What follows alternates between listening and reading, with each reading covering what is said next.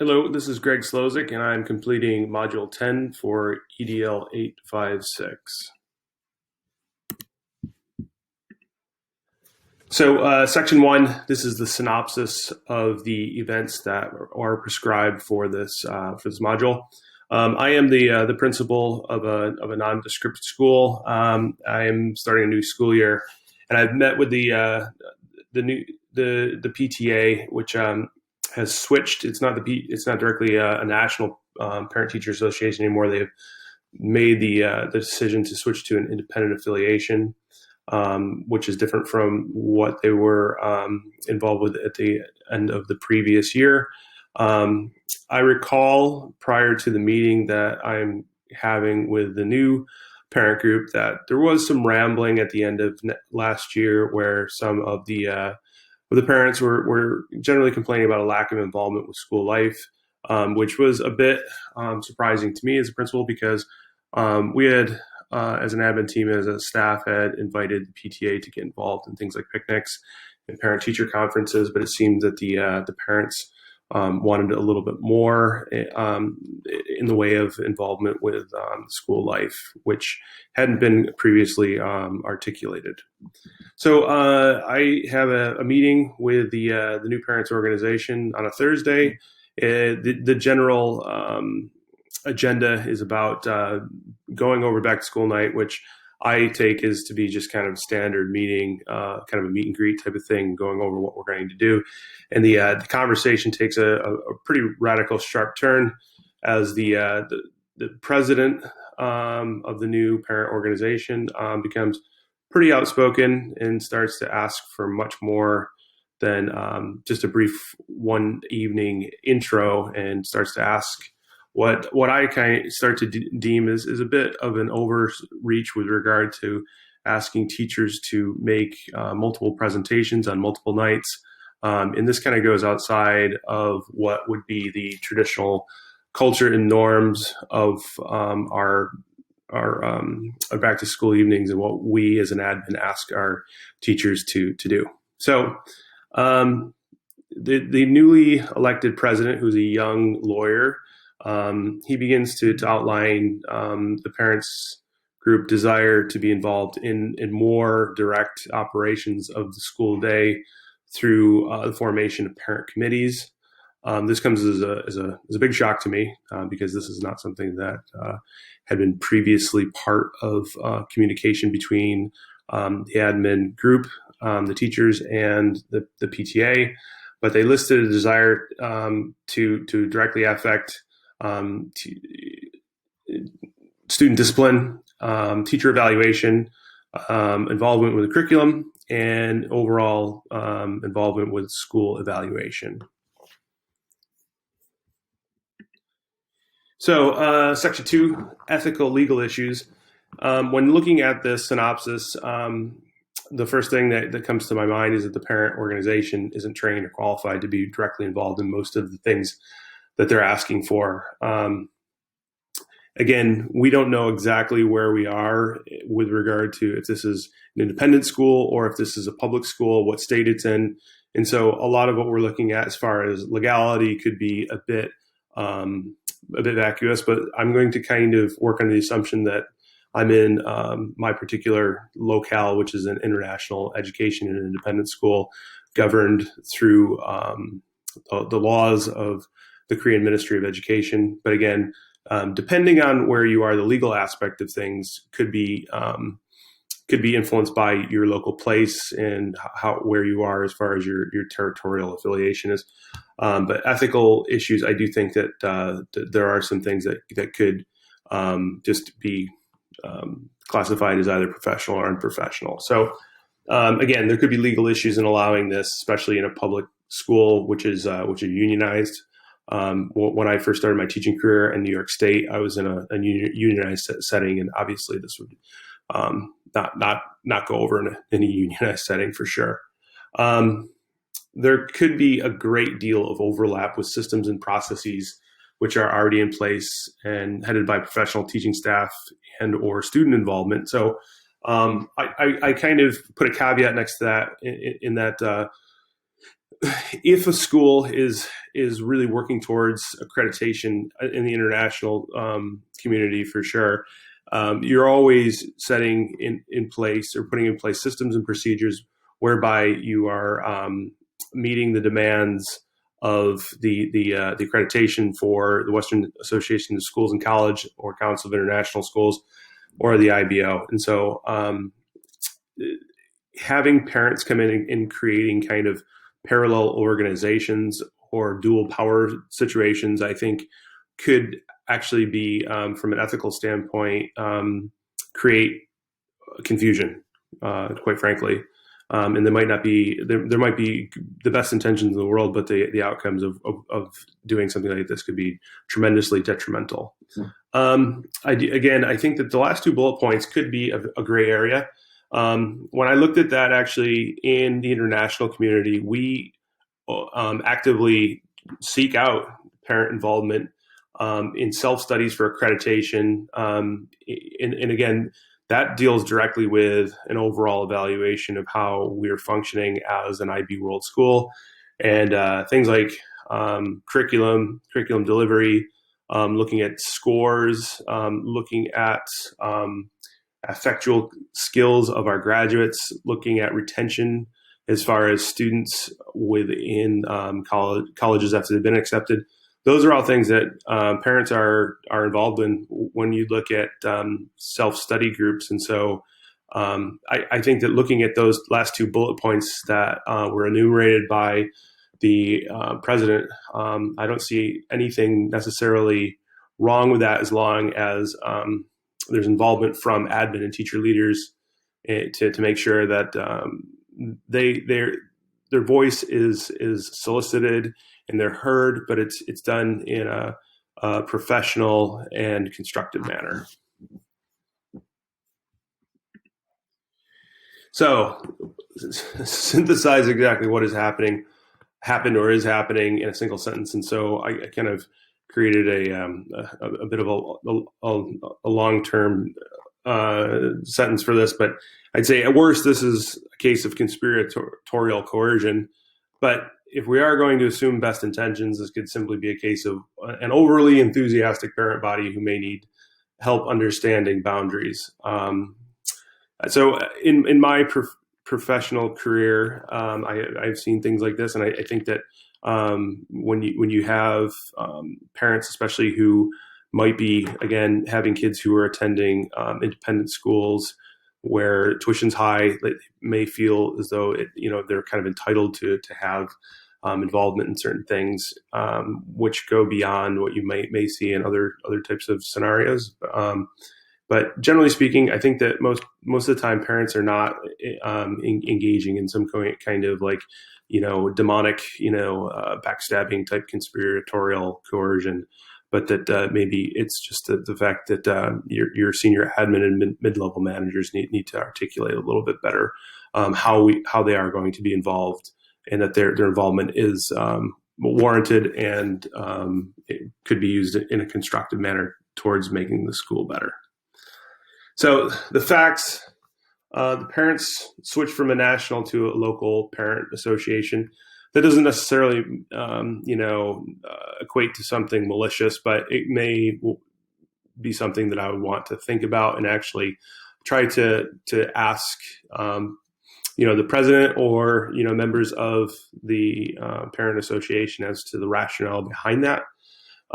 We don't know much about the location, demographics, and type of school in this scenario, as I talked about before. Obviously, those types of things would, influence whether or not what some of the things are happening, if they are actually legal or breaking contract. There are newly formed diametrically opposed attitudes towards parent involvement in key areas of the school operations, and so we know that the principal, to me, I was not informed. Maybe these were some things that were lingering and were kind of just bubbling underneath the surface. And with some new members of the community coming in, that maybe they had allowed for people to kind of fully effectuate their desires.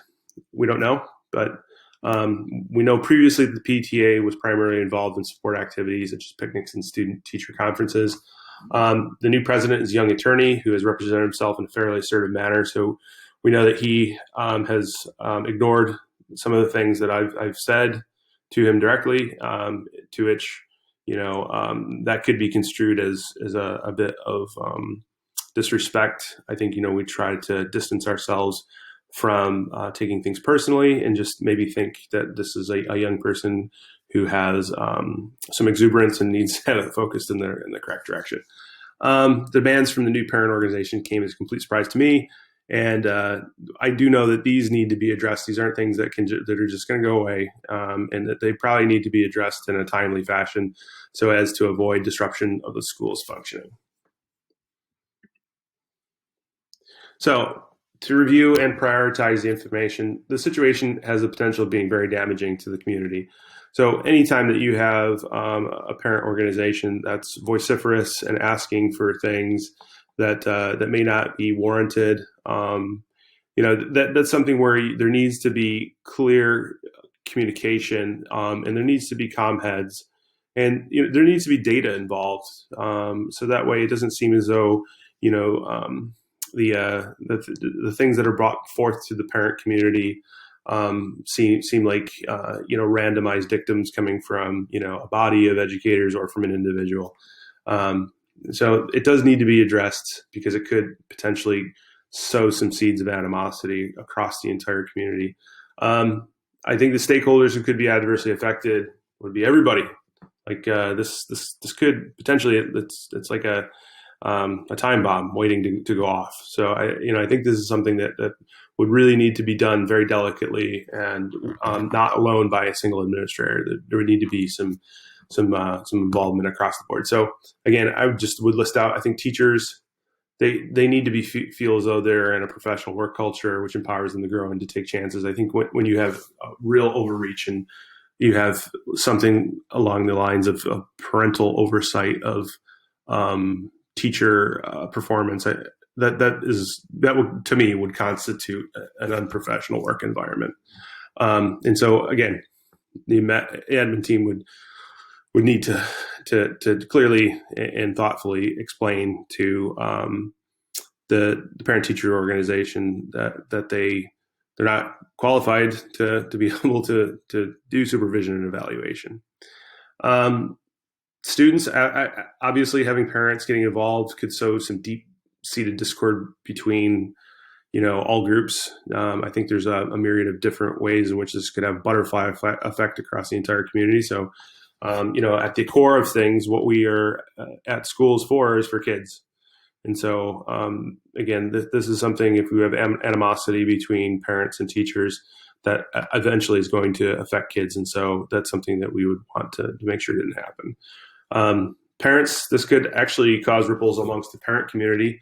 If you have a group of people who are, creating some kind of committee, akin to an in-group and an out-group, there could be power factions that form around the group that's allowed to be on certain committees. And so, even though the parents are asking for this, they may not understand that this could actually, have a tremendous negative effect amongst themselves. I've seen where this has happened in previous schools where parents have been, engaged in huge amount of overreach and involved in a lot of things where they're, at the end of the day, they wind up having these kind of chat groups, and they're pitting one group against each other and stuff like that. So I think this could affect the parents as well. And obviously, from an admin standpoint, this is untenable in its proposed form. And so it would need to be seriously addressed immediately. So options. So the first one I don't recommend would be to take a firm combative stance to the newcomers. Sitting forth and putting on your educrat hat and just speaking at the group, I think would not go over very well. I think that you would want to take a conciliatory approach, try to educate without being pedantic. empathize with the parents. I think that, keeping parents just confined within the context of picnics and parent-teacher conferences is not an effective use of the parent community. Parent community should be in partnership with the school, and I do think that looking back and identifying the way in which I had utilized them, I don't think I was utilizing them to the maximum extent I could. So I think coming to the table and having a conciliatory attitude could really help in ensuring that the outcome is good. So, you want to try to come up with a compromise. And again, I think the first two bullet points that were enumerated first with talking about discipline and the evaluation of the teaching staff, I think those are non-starters. But the last two, obviously, I do think that they are not unreasonable. And as a matter of fact, as I've discussed before, it is not uncommon in international schools that parents are a part and integral parts of those two things, of the curriculum review and of accreditation processes. So possible positive and negative consequences that could come from this.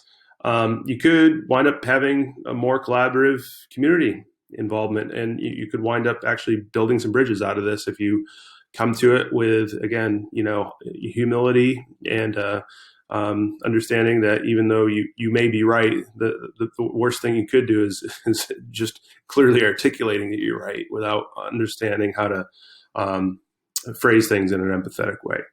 Could wind up having better feedback loops, and you could increase the value added of the programs by having that consistent, constant feedback through a systematic approach of focus group. Conversely, you could begin a long, protracted battle between the admin and new parent group, which could wind up souring the community and could be incredibly detrimental.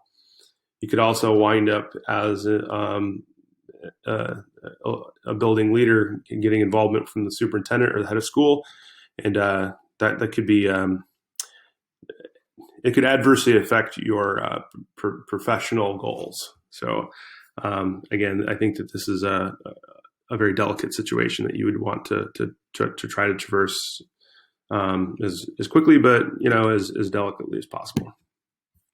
So evaluating the options, again, I think that, again, when taking a look at this, I think that the best thing to do would be to try to involve other members of the senior admin team. You would want to ensure that you came to a meeting that you were going to be having with the parent group with data, and that again, you try to empathize where they're coming from and propose concrete solutions and systems to be put in place that would at least satisfy some of the demands that they're putting forth. And again, I think if you do that in a clear, articulate, and empathetic way, that generally speaking, you're going to come out with maybe they're not going to get exactly what they want, but I do think you could wind up having people come out feeling as though they're satisfied and that their concerns were listened to at least, and that the outcome is something that everyone can live with. So again, the choice is the best option. I think, again, if you look at this, the red arrow, I think, would pretty much symbolize, the bullheaded, I am completely correct, and I'm going to shoot down every one of your demands because I am the be all end all educrat. So I wouldn't follow that one. I think that, the path to the left or to the right could be, the option whereby, you're doing a lot of listening. I think, you're doing a lot of listening, and you're surveying other members of the admin team and seeing what they think and what their prior experiences are. I think, again, one of the best options would be to probably try, before you get into a whole group situation of addressing the whole group, is trying to identify possible allies within the parent community, just so that way you can kind of get a better and clearer understanding of where some of these things are coming from. And again, not with the intention of trying to pit people against one another or anything, but just trying to kind of get more information. A lot of times people will feel a little bit more safe and freer to speak when it's more of a one-on-one, confidential type of conversation versus something that's on the record and minuted. So I would probably try to do something like that. But again, getting back to what I had spoken about before, I think that the best option would be to, again, have the meeting with multiple administrators in the room, have the parent organization again present, and come to the table with some solutions already in place. But again, stick to the principle of understanding that there are some ethical and legal things that you are not going to vacillate on. But I think that those would be probably the best things to do in this situation. Okay, so implementing your decision. So I'd go back and I'd call another meeting with the parent organization after trying to get some information from people maybe I felt I knew well and could have a private conversation with. I would wait for a brief interlude for things to calm down a bit. Again, I would involve others on the senior admin team. I would not try to go at this alone. Having colleagues present to assist in the educating and persuading would probably be most optimal. Sometimes, you may feel as though you're starting off well, but things may turn south very quickly. So it's always good to have a couple of other colleagues there to take over in case you hit a brick wall. Some possible outcomes may be a need to develop systems and procedures to get the parent-teacher focus group started. So again, I would want to come to that meeting with some proposals, some concrete proposals in place, so that way, if they get shot down, you can say, well, I tried really hard. I went out of my way to be prepared before this meeting to give you all something concrete, and you shut it down. And come with multiple ideas, so that way, if the first thing doesn't work, you've got something to fall back on. Again, I think that these things could be announced to the admin and teaching staff, and then if you wind up having these systems put in place, you'd want to have minutes communicated by the school website for transparency's sake. So again, any of our current focus groups for our accreditation, there's minutes taken and people can access them. They're totally transparent. What happens if this creates dissension? Well, I think that you would need to backtrack. And at this point in time, if the head of school or superintendent had not been informed, I think it's really vitally important that you get that person involved. So that way, if something really does explode, you don't want that to come to their desk randomly out of nowhere and then have to have that awkward conversation of why was I not involved or at least informed of what was happening. I think you'd want to make sure that you were taking good minutes and that you reflect on the minutes and see where things went wrong. There could be, things that get brought up in the heat of a discussion that you don't necessarily see as, rubbing people the wrong way. And I think that by going back and reflecting and looking at the minutes, you might say, oh, this is where I really should have kind of not pushed so much and just kind of backed off. And that could actually be a way for you to, find a loophole or a way to kind of redirect some of the things that got brought up. And I think, you want to discuss possible choices moving forward as an admin team. You wouldn't want to try to push this through unilaterally. I think that democracy and getting multiple heads involved with trying to find a solution is the best case scenario. I think that the best schools that I worked at, in most instances where you see like major decisions made, it was never just made by the head of school. You'd always felt that there had been multiple avenues by which, coordinators and vice principals and principals were polled, and that the decision was not made by a singular person, and it was done using data and it was done democratically. Those are my references, and I would thank you for listening.